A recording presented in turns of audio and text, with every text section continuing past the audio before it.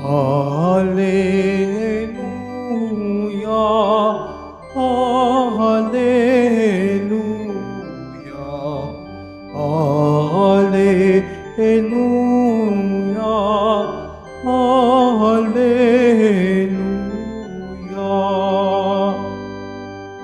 Papuri sa Diyos Ama, pagkat ipinahayag niya, hari siya ng mga abad.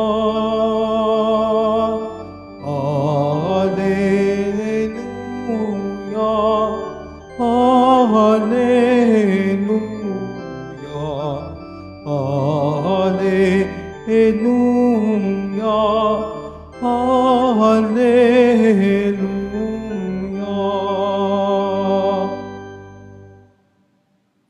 Sumainyo ang Panginoon. At sumayo rin. Ang mabuting balita ng Panginoon ayon kay San Marcos. Papuri sa iyo, Panginoon.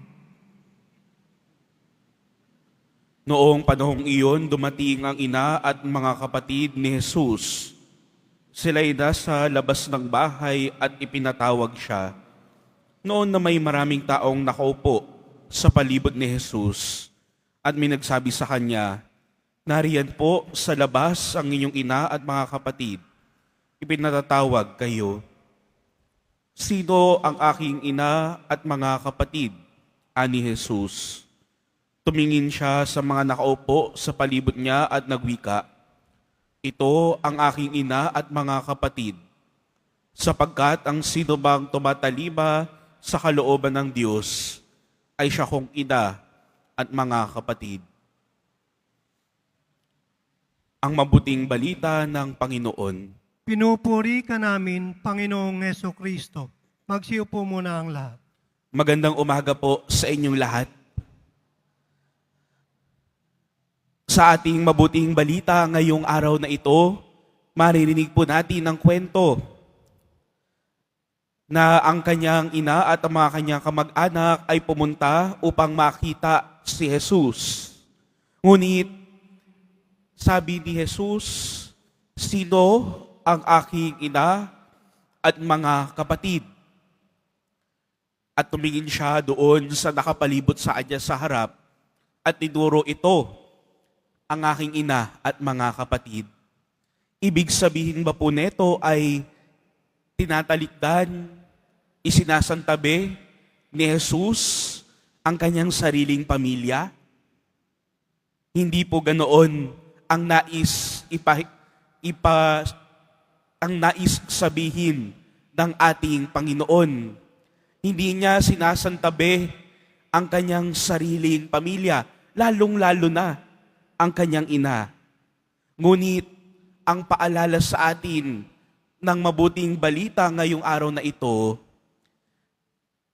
na ang Panginoong Yesus ay pinaaalahanan tayo na tayong lahat, dahil sa pagbibinyag sa atin, sa patuloy natin pagdedebosyon, sa patuloy natin paggawa ng mabuti, ay kabilang na rin sa kanyang pamilya. Hindi na tayo mga kung sino-sino lamang.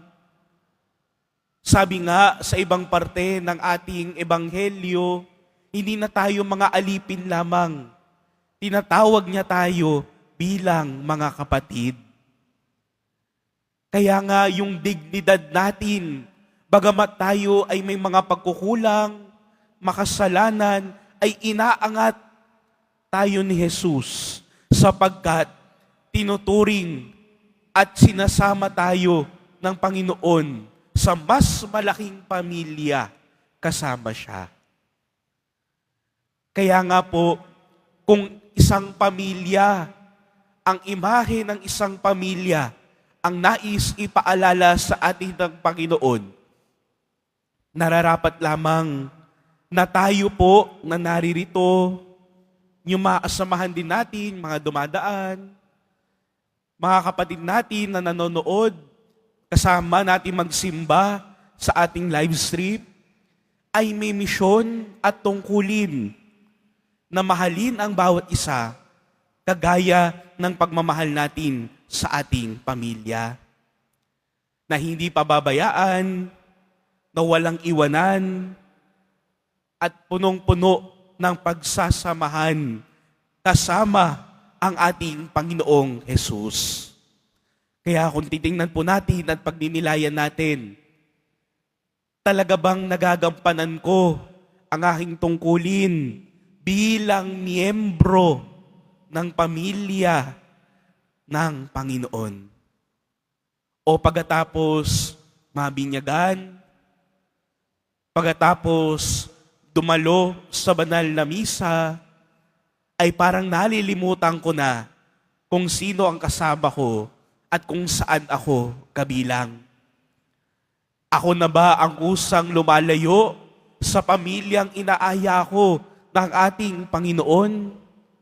O mas lubos kong ikinagagalak, kaya mas magpupursige, magsusumikap na gawin ang kalooban ng Diyos sapagkat kabilang ako sa kanyang dakila at malaking pamilya. Mga minamahal na kapatid, sa pagpapatuloy ng ating pagdiriwang, hilingin po natin ang grasya mula sa Diyos.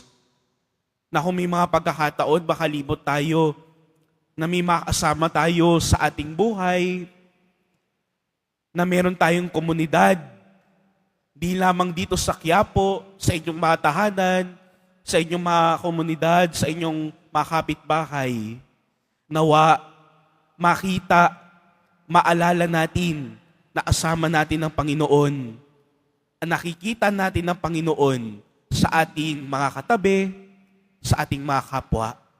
Nang sa gayon, lagi tayong mapaalalahanan na tayo ay lagi kabilang sa pamilya ng Panginoon, lalong-lalo na kung tayo ay lubos na nagsusumikap gawin ang kanyang kalooban. Amen.